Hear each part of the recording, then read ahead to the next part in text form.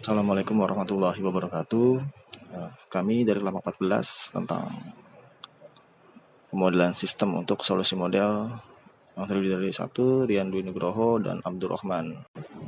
Oke, di sini kita membahas tentang solusi model.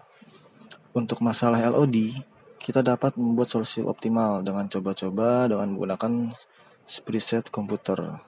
Untuk banyak hal, model matematika diperlukan pendekatan yang lebih kuat.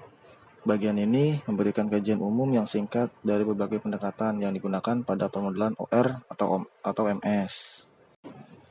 Lalu ada enumerasi. Enumerasi umumnya digunakan jika masalah berkaitan dengan situasi yang terjadi sekali. Bukannya menghabiskan sumber nyata pada waktu dan dana untuk mengembangkan pendekatan solusi yang lebih elegan dan efisien, enumerasi biasanya merupakan cara termurah untuk menemukan alternatif yang terbaik. Kita menggunakan pendekatan ini pada masalah LOD untuk menentukan titik pisah batas terbaik untuk mensuplai order konsumen dengan proses produksi khusus. Lalu di sini ada metode pencarian.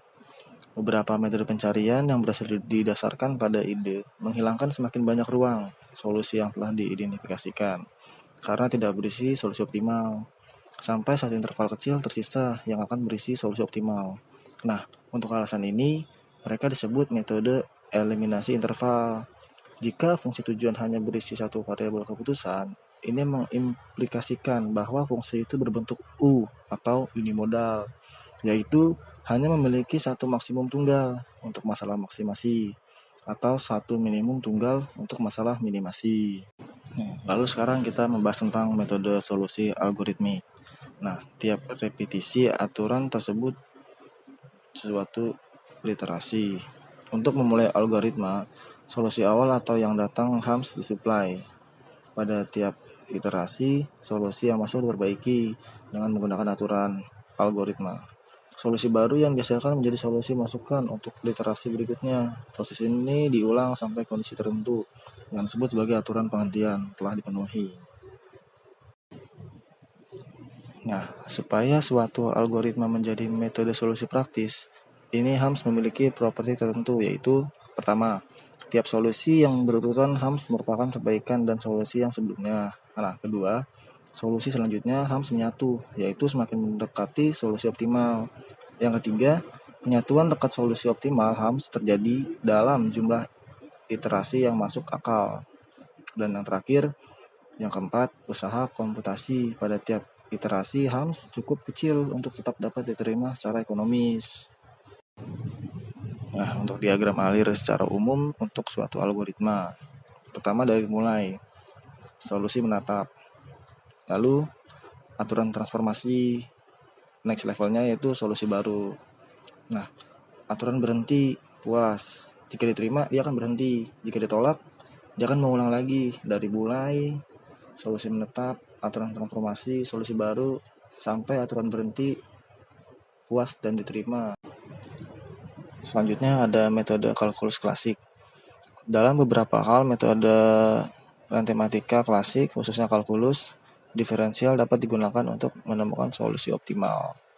Nah, ini sering terjadi untuk masalah yang melibatkan fungsi dengan satu atau dua variabel keputusan yang dapat mengambil angka bernilai real. Ide dasar dapat mudah diganti secara grafis. Nah, seperti yang sudah dibahas sebelumnya, ide dasar dapat mudah dipahami secara grafis. Perhatikan fungsi berbentuk U dari fungsi fx pada variabel x dalam gambar 5.7 ini. Nah, ini pertamanya menurun ketika x naik dari A ke B, kemudian naik ketika x naik lebih lanjut. Pemahaman tambahan diperoleh dengan mempelajari bagaimana lereng dari fungsi berubah ketika x naik.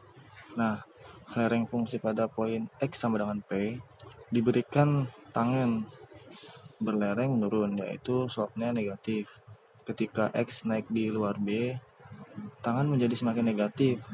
Nah, ketika x mendekati B, pada B sendiri, tangan horizontal, yaitu slope sama dengan 0. Ketika x bergerak menjauh dari B, lereng menjadi semakin positif.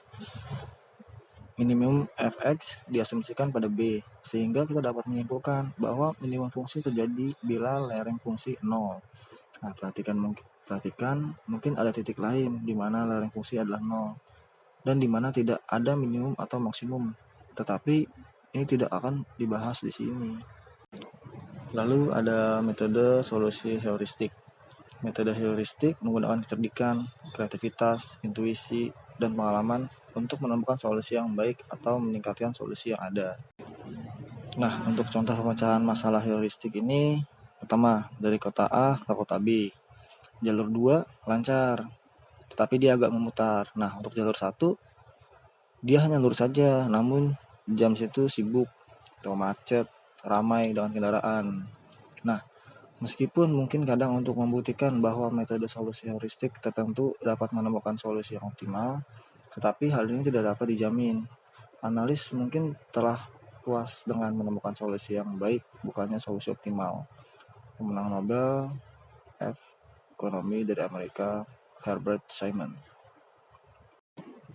Dan terakhir penutup yaitu bagaimana seorang juru analisis menggambarkan situasi masalah dalam bentuk rich picture akan memiliki suatu derajat tingkat tertentu.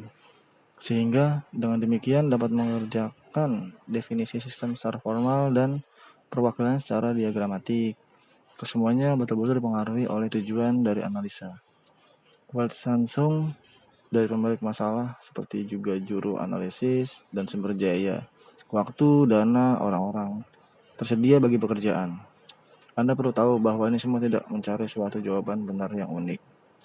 Sekian, terima kasih. Wassalamualaikum warahmatullahi wabarakatuh.